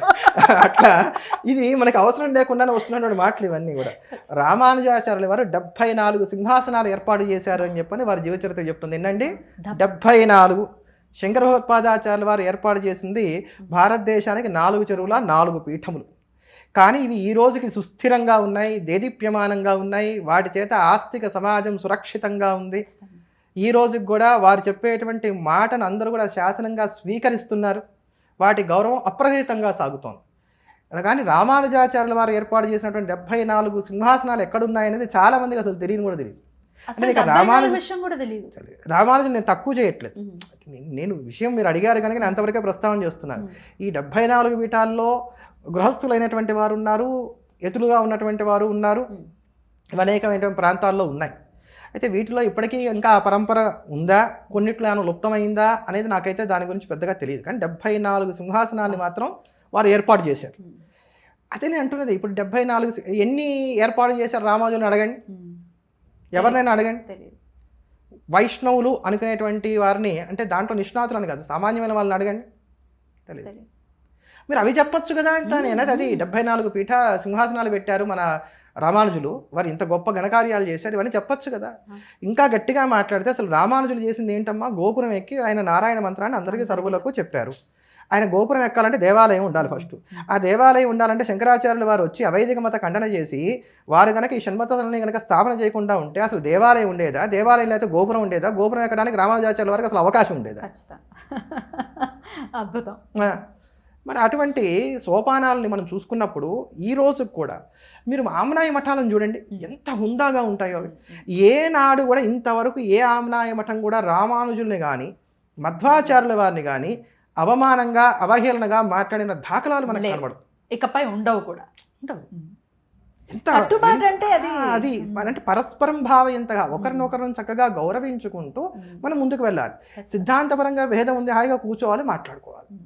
అంతే కానీ చక్కగా ఇంతమంది ఉన్నారు నా ఎదురుకుండా, ఇంత మంచి మంచి భజన బృందం ఉంది, నాకు నేనేం చెప్పినా చెల్లుబాటు అవుతుంది అని మాట్లాడితే మటుకు ఖచ్చితంగా ప్రమాదం. ఇప్పుడు అందరూ మాట్లాడాల్సి, అందరూ వ్యాఖ్యలు చేయాల్సిన పరిస్థితి. ఈ రోజు ఇప్పుడు కన్నా సరే స్మార్తులు గనక నిద్ర లేచి వాళ్ళు గనక ప్రతిఘటించకపోతే చాలా ప్రమాదం. ఖచ్చితంగా. అదిగో ఇప్పుడు ఇట్లాంటి వాటి కోసమే వారు ఈ వ్యాఖ్యలు చేశారని నేను అనుకుంటున్నాను. ఇట్లా స్మార్తులందరూ ఇప్పుడు ఏకీకృతమై మాట్లాడుకొని చూసావా వైష్ణవ మీద దాడి అనటం కోసమే సర్వ్ చేస్తాం, పర్పస్ ఈజ్ సర్వ్డ్ అంతే. అట్లా స్టార్ట్ అయిందని అనుకోవచ్చు. ఇంకొక టాపిక్ కూడా మాట్లాడుకుందాం అండి. శివలింగం ఉన్న ప్రతి ఇల్లు శ్మశానమే అని ఆయన వ్యాఖ్యానించడం జరిగింది. అసలు ఎలా దాన్ని డైజెస్ట్ చేసుకోవాలో తెలియనటువంటి పరిస్థితి, వినటం కూడా చాలా బాధాకరం. అసలు దీని గురించి వైష్ణవుల్లో చాలామంది అభిప్రాయం ఏంటంటే శివుడు ఉండేటువంటిది శ్మశానంలో, ఆయన శ్మశానవాసి కనుక ఆయన ఎక్కడుంటే అది శ్మశానం కనుక శివలింగం ఉన్నటువంటి ఇల్లు కూడా శ్మశానం, అది వారు చెప్పినటువంటి మాట. దానికి తర్వాత సోషల్ మీడియాలో చాలా గందరగోళం అయింది ఆ వ్యాఖ్యల మీద. దాంట్లో వారి అనునాయులు కొంతమంది ఏం చేశారంటే భారతంలో పార్వతీదేవికి పరమేశ్వరుడు శ్మశానంలో ఎందుకు ఉంటాడు, ఇట్లాంటివన్నీ కూడా ప్రమాణాలు చూపెడుతూ చూసావా ఈశ్వరుడే చెప్పాడు నేను శ్మశానంలో ఉంటారని, కనుక మా జీరస్వామి వారు చెప్పింది కరెక్ట్ అన్నారు. కానీ ఈ మాట చెప్తున్న వాళ్ళు ఇంకో మాట మర్చిపోతున్నారు. కైలాసవాసి విభు, ఆయన కైలాసంలో ఉంటున్నాడు. దేవతలందరూ కలిసి హాలాహలానికి సంబంధించి వారు బాధపడుతున్నప్పుడు వాళ్ళు వెళ్ళి మొరమెట్టుకున్నప్పుడు ఈశ్వరుడు ఉన్నది వల్లకాట్లో కాదు, కైలాసంలోనే ఉన్నాడు. కుయ్యో మొర్రో అంటూ చక్కటి పద్యం కూడా అక్కడ మనకి చెప్తారు. అక్కడ పోతన భాగవతంలో చాలా అద్భుతమైన పద్యాలు కూడా చెప్తారు. ఇప్పుడు వారందరూ వెళ్ళిన దగ్గరికి కైలాసానికే వెళ్ళారు. ఈశ్వరుడు కైలాసంలో ఉంటాడనేది అందరికీ తెలిసినటువంటి విషయం. ఇప్పుడు పిల్లలు ఎవరినైనా పిలిచి 8th క్లాస్ ఇంటర్ చదువుకున్నటువంటి పిల్లల్ని పిలిచి శివుడు ఎక్కడ ఉంటాడనంటే శ్మశానంలో అని చెప్తారా, కైలాసంలో అని చెప్తారా? కైలాసం అనే చెప్తారు. అంటే సర్వవ్యాపి అనేటువంటి ఆ పరమాత్మ ఉగ్రమైనటువంటి సంకులమైనటువంటి భూతములను శిక్షించి మనం రక్షించడం కోసం అని చెప్పిన ఒక రూపంలో రుద్ర రూపంలో శ్మశానంలో ఉన్నటువంటి విధంగానే సర్వమంగళ విగ్రహమైనటువంటి స్వరూపంతో ఆయన కైలాసంలో విద్యమానమై పార్వతీదేవితో కలిసి అప్సరోగణములు నాట్యం చేస్తూ ఉంటే, గంధర్వులు చక్కగా పాటలు పాడుతూ ఉంటే, తన సకుడైనటువంటి కుబేరుడితో కలిసి నంది భృంగి రిటి ఇట్లాంటి వారందరూ సేవిస్తూ ఉండగా బ్రహ్మాదుల చేత వంజుడే అక్కడ ప్రకాశమానంగా ఉన్నాడు. కనుక ఆయన కైలాసంలో ఉంటాడు. కనుక శివలింగం ఉన్నటువంటి చోటు శ్మశానం అనేటువంటి మాట అసలు ముందు వీరశైవులు దీన్ని ఎందుకు ఖండన చేయలేదో నాకు అర్థం కాలేదు. ఏ శైవాగమంలోనూ లేదు. ఇప్పుడు వాళ్ళకి ఆగమాలు ప్రధానం అంటున్నారు కదా, ఏ శైవాగమంలో శివలింగం ఉన్నటువంటి ఇల్లు శ్మశానం అని ఉంది, లేకపోతే ఏ పురాణంలో శివలింగం ఉన్నటువంటి ఇల్లు శ్మశానం అని ఉంది. అందుకని నేను అంటాను, మనం వేగ్గా మాట్లాడకూడదు. ఏదైనా మాట్లాడేటప్పుడు ఒక ప్రమాణంతోనో లేకపోతే ఒక గ్రంథాన్ని ఉంటంకించో మాట్లాడితే అప్పుడు ఇటువంటి వాటికి అవకాశాలు ఉండవు. అంతేగాక ఇది శివుణ్ణి చిన్నబుచ్చడమే. వారు ఏమంటున్నారు, శివుడు అంటే మాకు అబ్బో అవ్యాజమైనటువంటి కారుణ్యం, ఈశ్వరుడు అంటే ఎవరు అనుకుంటున్నారు, అసలు ఈశ్వరుడు అంటే విష్ణు భక్తుల అగ్రగణ్యుడు, పరమ భాగవతుడు. ఇది వాళ్ళు చెప్తున్నటువంటి మాటే. అంటే మరి మీరు పరమ భాగవతులు అంటున్నారు, భాగవతులకే మీరు ఎక్కువ ప్రాముఖ్యతనిస్తారు. రామానుజ సిద్ధాంతంలో ఏంటంటే అమ్మా, భగవంతుడిని పూజించకపోయినా దోషం లేదు, భాగవతుని పూజించాలి. దీనికి నిదర్శనంగా వారు చూపించేటువంటి ఆళ్వారు చరిత్రలో అత్యంత ప్రధానమైనటువంటి చరిత్ర ఏదంటే కులశేఖర ఆళ్వార్ల చరిత్ర. వారు శ్రీరంగానికి వెళ్ళాలని బయలుదేరడం, ద్వాదశోద్ధవ పుండ్రాలు ధరించినటువంటి బ్రాహ్మణులు వైష్ణవులు వారికి ఎదురు రావడం, అయ్యో భాగవతులు మన ఇంటికి వస్తున్నారు వీరికి సేవ చేయాలి కదా అని చెప్పని వారు వెంటనే యాత్రను విరమించుకోవడం, ఇట్లాంటిది వారి దాంట్లో మనకు కనబడుతుంది. అంటే భాగవతులకి అంత ప్రాముఖ్యత ఉంది. మరి అటువంటి పరమ భాగవతుడైనటువంటి శివుడు ఉండేటువంటిది వల్లకాడు ఎందుకు అవుతుందండి, మంగళప్రదమైనటువంటి చోటు అవుతుంది. కానీ కనుక ఇది ద్వంద్వ వైఖరి, ద్వంద్వ రెండు కళ్ళ వైఖరి. సిద్ధాంతం. కనుక దీన్ని మనం ఖచ్చితంగా ఖండన చేయవలసిందే. అక్కడ ఇంకో మాట అన్నారు, జననీ శివకామిని అనేటువంటి పాటతో ద్రౌపదీదేవి ఏమీ కీర్తన చేయలేదు. పాండవులు పరమ వైష్ణవులు, వారు నారాయణ పరాయణులు, వారు విష్ణువునే సేవించారు అనే మాట అన్నారు. కానీ భారతాన్ని కనుక మనం సమగ్రంగా అధ్యయనం చేస్తే భారతాన్ని సమగ్రంగా అధ్యయనం చేస్తే పాండవులు స్మార్తులు అంటాను నేను. ఎలా? ఎందుకు కాదో చెప్పండి. ఇప్పుడు నేను కొన్ని ఉపమానాలు మీకు చూపెడతాను. పాండవులు తమ జూదంలో రాజ్యాన్ని కోల్పోయారు, వనవాసానికి వచ్చారు. జోముడి దగ్గరికి యుధిష్ఠుడు వెళ్ళాడు, నన్ను నమ్ముకొని ఇంతమంది వచ్చారు వనాలకి, వీళ్ళందరికీ నేను తిండి పెట్టాలి రాజుని. రాజు అంటే అప్పటికి రాజ్యం లేకపోయినా రాజే, వీళ్ళందరికీ తిండి పెట్టాలి. మరి ఎట్లా అంటే జోముడు ఏమన్నాడు, సూర్యోపాసన చేయన్నాడు. సూర్యుని ఉపాసన చేశాడు. పంచాయతీలో ఒక దేవత వచ్చింది, ఆయన చక్కగా అక్షయ పాత్రను పుచ్చుకున్నాడు. తర్వాత వనవాసం పూర్తయింది, అజ్ఞాతవాసానికి వెళ్ళాలి. విరాట నగరంలో ప్రవేశించడానికి ముందు అత్యద్భుతమైన దుర్గా స్తోత్రం చేశాడు ఆయన. సప్తశతి కాదమ్మా, దుర్గా స్తోత్రం ఒకటి చేశాడు. ఆ దుర్గా స్తోత్రం చాలా విస్తారంగా ఉంటుంది. ఎంతో విస్తారమైనటువంటి శ్లోకాలు చాలా గొప్పగా నృతి చేస్తాడు ఆయన. యుధిష్ఠుడు చేస్తాడు. భారతంలో మనకి 2 దుర్గా స్తోత్రాలు కనబడతాయి. అందులో ఇదొక స్తోత్రం. దానికి అమ్మవారు అనుగ్రహించి రక్షిస్తానని చెప్పిన మాటిస్తుంది. శక్తి వచ్చేసింది, అమ్మవారు పంచాయతనంలో అయిపోయింది. అయితే దీనికి మధ్యలో కృష్ణుడి యొక్క సూచన మేరకు మనకి అర్జునుడు పాశుపతం కోసం అని చెప్పని తపస్సు చేసి శివపార్వతి సందర్శనాన్ని పొందాడు, పాశుపతాన్ని పొందాడు. ఈశ్వరుడు వచ్చాడు. తర్వాత యుద్ధం ప్రారంభం కావాలి, భగవద్గీత హడావిడి అంతా అయిపోయింది. అయిపోయిన తర్వాత కృష్ణుడు ఉండనే ఉన్నాడు, నారాయణుడు వచ్చేసాడు. ఈ కృష్ణుడు అర్జునుడికి ఒక మాట చెప్పాడు, యుద్ధంలో విజయం కోసం దుర్గని ప్రార్థన చేయన్నాడు. వెంటనే అర్జునుడు అప్పుడు మళ్ళీ ఇంకో దుర్గా స్తోత్రం చేశాడు. 2 దుర్గా స్తోత్రాలు ఉన్నాయి మనకి భారతంలో. ఈ 2వ దుర్గా స్తోత్రం చాలా ప్రసిద్ధమైనటువంటిది. అర్జునకృత దుర్గాస్తవం, ధనంజయకృత దుర్గాస్తవం అంటాం. ఇది చాలా అద్భుతమైనటువంటిది. 13 శ్లోకాలు ఉంటాయి.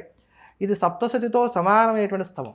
దీన్ని విశేషంగా మంత్రంగా ఉపాసన చేసేటువంటి వారు కూడా ఉన్నారు. ఎలా మొదలవుతుంది? నమస్తే సిద్ధసేనాని ఆర్యే మందరవాసిని కుమారి కాళి కపాలి కపిలే కృష్ణవింగళి అని ప్రారంభమవుతుంది. మొదటి శ్లోకం ఇది.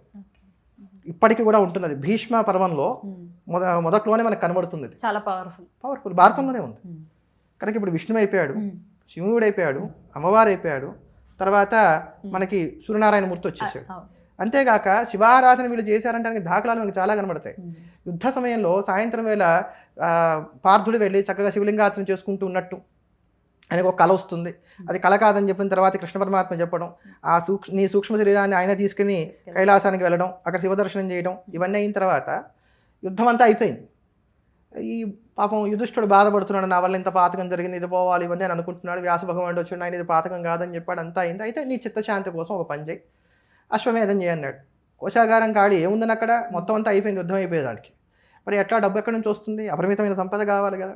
హిమాలయాలో పలానా చోటు ఉంది, వెళ్ళి తెచ్చుకోని చెప్పాడు. అది తెచ్చుకోవాలంటే దానికి గుషకులు కాపలాగా ఉంటారు, అది దానికి శివానుగ్రహం కావాలి. అంటే అప్పుడు భీముడు అంటాడు, మనం నిత్యం శివ పూజ చేస్తున్నాం కదా, శివుడు మనం త్వరగా అనుగ్రహిస్తున్నాడు అన్నాడు. అంటే అప్పుడు వీళ్ళు ఏం చేశారు? శివ పూజ. కనుక వీళ్ళు శుద్ధ వైష్ణవులు అంటానికి లేదు. ఇంకా విచిత్రమైనటువంటి విషయం ఏంటంటే ఈ జననీ శివకామిని అనే పాట రాసిన కూడా వైష్ణవుడు. శుద్ధ వైష్ణవులు అయితే ఇలా ఉంటారన్నమాట. అంతే కదండి, అభేదంగా ఉంటారు. వైష్ణవులలో వాళ్ళు ఏమని సంబోధించుకుంటారు చెప్పండి?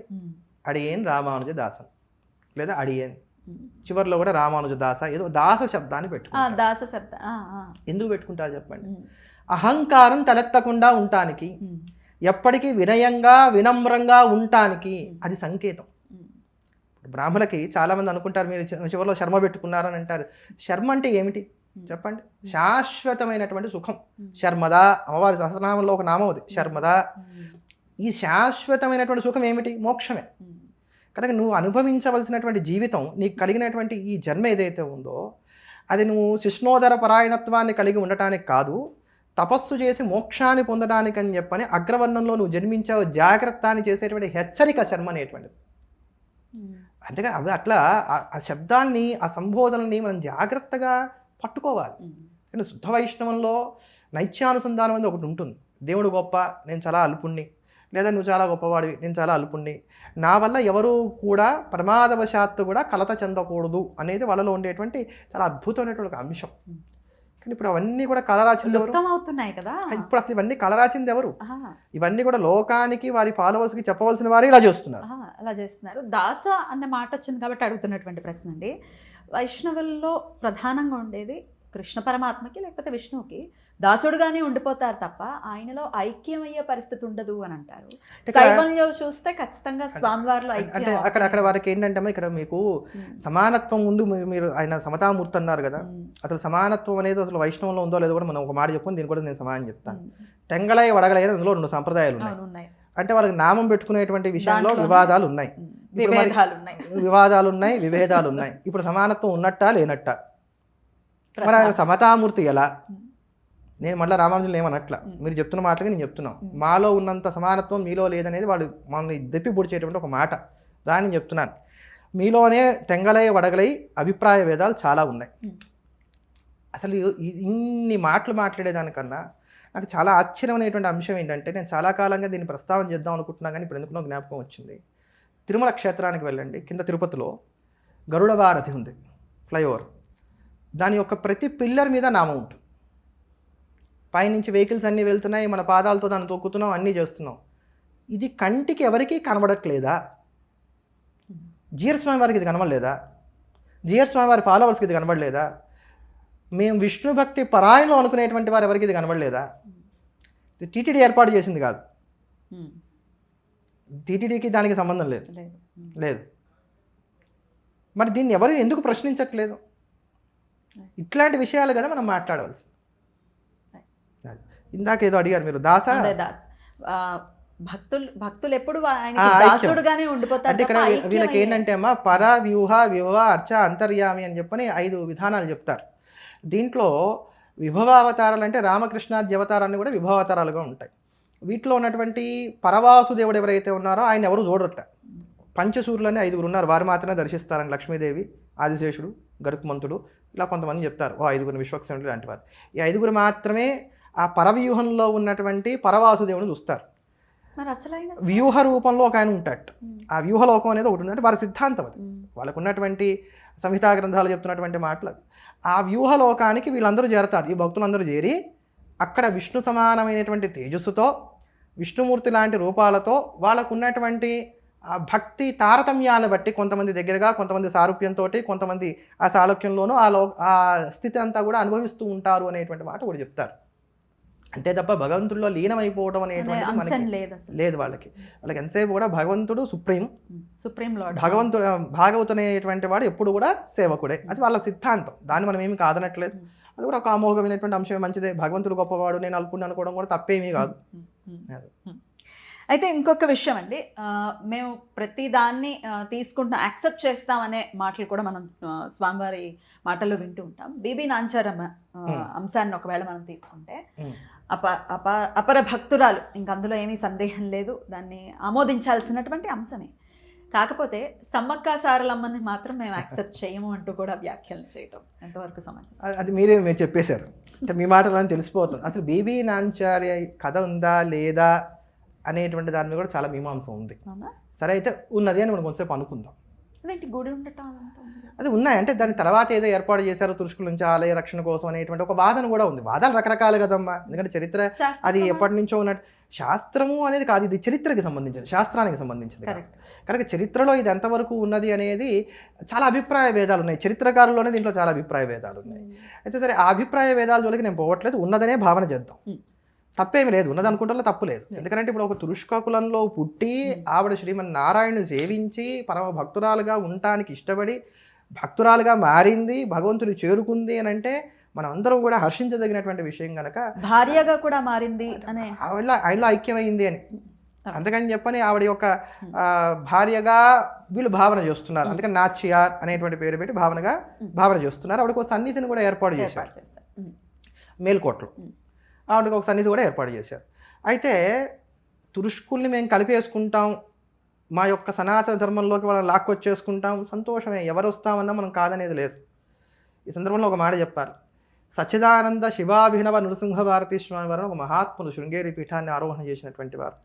ఇప్పుడున్నటువంటి స్వామివారు భారతీర్థ స్వామివారు, వారి గురుగారు విద్యాతీర్థ స్వామివారు, వారి గురుగారు చంద్రశేఖర భారతీ స్వామివారు, వారి గురువారు ఈ సచ్చిదానంద శివాభినవ నృసింహ భారతీ స్వామి వారి వీరే ఇప్పుడు మనం చూస్తున్నటువంటి కాలడీ క్షేత్రాన్ని కనుగొని అక్కడ ఆలయ నిర్మాణం చేసి ఇక్కడే శంకర భగవత్పాదులు ప్రభవించారని మనకు చెప్పినటువంటి మహాత్ములు.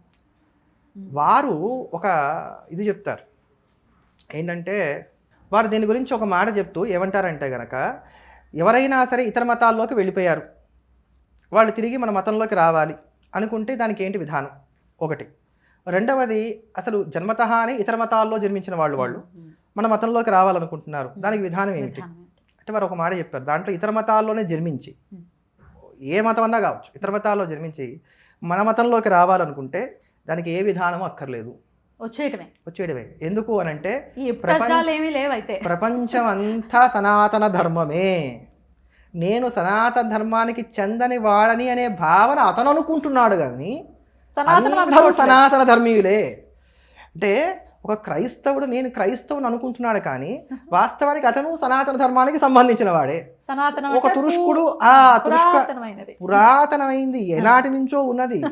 క్రీస్తు నుంచే క్రైస్తవం వచ్చిందని వీళ్ళు చెప్తున్నారు, లేదా ఆయన తర్వాత కొంతకాలం నుంచి వచ్చిందని చెప్పుకుంటున్నారు, ఏదో ఇంకో ప్రవక్త నుంచి ఈ మతం వచ్చిందని చెప్పుకుంటున్నారు. కానీ ఈ సనాతన ధర్మం ఎప్పటి నుంచి ఉంది అంటే ఈ ప్రవక్తలు ఎవరు కూడా పుట్టక ముందు నుంచి ఉంది.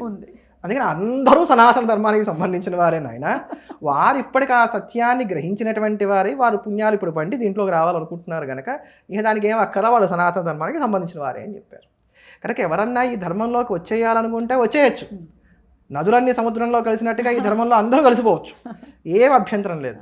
కానీ అటువంటి విధర్మీయురాలైనటువంటి బివి నాచ్యార్ని అంగీకరించినటువంటి మీరు సమ్మక్కాసారని మరి ఎందుకు గౌరవించట్లేదు, లేదా వారిని ఎందుకు అంగీకరించలేకపోతున్నారు అనేది నాకు ఆశ్చర్యకరమైనటువంటి అంశం. గౌరవించకపోయినా పర్వాలే, అంగీకరించలేకపోవడం అనేది ఆశ్చర్యకరమైనటువంటి అంశం, శోచనీయం. ఎందుకంటే మన ధర్మానికి సంబంధించినటువంటి వారు రాయిని రప్పని కూడా భగవంతుడిగా భావన చేసేటువంటి మనం ఒక వారిద్దరిలో దేవీ తేజస్సు ఉంది అని చెప్పిన మనం భావన చేసి వారిని వనదేవతలుగా కొలిస్తే నష్టం ఏం లేదు కదా, లేదు కదా. అంతేనండి. నిజంగానే అది కాదు అనుకున్నట్లయితే ఇంతకాలం ఇన్ని పీఠాలు వర్ధిల్లుతున్నటువంటి ఈ దివ్య దేశంలో ఒక్కళ్ళన్నా ఖండన చేయకుండా ఉండేవాళ్ళ అండి. సనాతన వైదిక పీఠాలలో అది స్మార్తం కావచ్చు, వైష్ణవం కావచ్చు, ద్వైతం కావచ్చు, విశిష్టాద్వైతం కావచ్చు, అద్వైతం కావచ్చు, ఒక్కళ్ళన్నా సనాతన వైదిక పీఠాల్లో ఉన్నటువంటి వారు ఖండన చేసినటువంటి వారు ఉన్నారా? వందల సంవత్సరాలుగా ఆ సాంప్రదాయం కొనసాగుతోంది. దాన్ని బట్టే దాన్ని అందరూ ఆమోదించారని తెలుస్తాం. అందరూ ఆమోదించినా మేము ఆమోదించాం. నేను చెప్తున్నా, ఇది మాకంటూ ఒక ప్రత్యేక సిద్ధాంతం ఉంది, మాకంటూ ఒక ప్రత్యేక చరిత్ర ఉంది, మేమేదనుకుంటే అదే చరిత్ర, మేమేదనుకుంటే అదే సిద్ధాంతం. కనుక వివాదాలు రాజేసి లోకంలో అన్రెస్ట్ క్రియేట్ చేయడం కన్నా అందరినీ సమైక్యపరిచి ఒక తాటి మీదకి నడిపించవలసినటువంటి గురుతర బాధ్యత కలిగినటువంటి చిన్నజీవ స్వామి వారు ఇప్పటికైనా సరే వివాదాలకు దూరంగా ఉంటూ, ముఖ్యంగా స్మార్తుల యొక్క మనోభావాలు దెబ్బతినేటువంటి విధంగా, అసలు శంకరాచార్యుల వారిని హైజాక్ చేసుకునేటువంటి విధంగా వారు చేసినటువంటి వ్యాఖ్యలు ఏవైతే ఉన్నాయో, స్మార్తాన్ని అసలు ఎత్తివేయడానికి కానీ వారు చేసినటువంటి ఎత్తుగడ ఏదైతే ఉందో దాన్ని మేము పూర్తిగా ఖండన చేస్తూ ఈ వ్యాఖ్యలు వారి వెనక్కి తీసుకోవాలి, ఉపసంహరించుకోవాలి, లేదా ఇప్పుడు మేము ఎలా అయితే ప్రమాణాలు చూపించామో దానికి అట్లా వారి గ్రంథ ప్రమాణాన్ని, చరిత్ర ప్రమాణాన్ని వారు చూపించాలని చెప్పని మేము అన్ని సవినయంగా విన్నపం చేసుకుంటున్నాం. ఇప్పటికైనా ఇటువంటి వివాదాలకు దూరంగా ఉంటూ అందరినీ రామానుజ సిద్ధాంతం వైపు వారు నమ్ముకున్నటువంటి సిద్ధాంతం అది కనుక దాని వైపు నడిపిస్తూ భగవంతుడి యొక్క కళా కాలక్షేపాలన్నీ కూడా అందరితోనూ చేయిస్తూ ఆ భాగవతాన్ని చక్కగా అందరికీ కూడా సప్రమాణంగా చెప్తూ, రామాయణాన్ని చెప్తూ, వాటన్ని కూడా వివరిస్తూ, అందులో ఉండేటువంటి ధర్మసూక్ష్మాలు వివరిస్తూ, పెడత్రోవలో ఉన్నటువంటి వారిని సన్మార్గంలోకి తీసుకొచ్చేటువంటి వారి అసలైనటువంటి బాధ్యత ఏదైతే ఉందో దాన్ని వారు ఇప్పటికన్నా నిర్వహిస్తారని చెప్పని భావిస్తున్నాను. అలా ఉండాలని చెప్పని కోరుకుంటున్నాను. ఈ వ్యాఖ్యలు ఖచ్చితంగా వారు వెనక్కి తీసుకుంటే మాత్రం మేము అందరం సంతోషపడతాం. ఖచ్చితంగా. సమయం ఇచ్చినందుకు కృతజ్ఞతలండి. నమస్కారం. నమస్తే.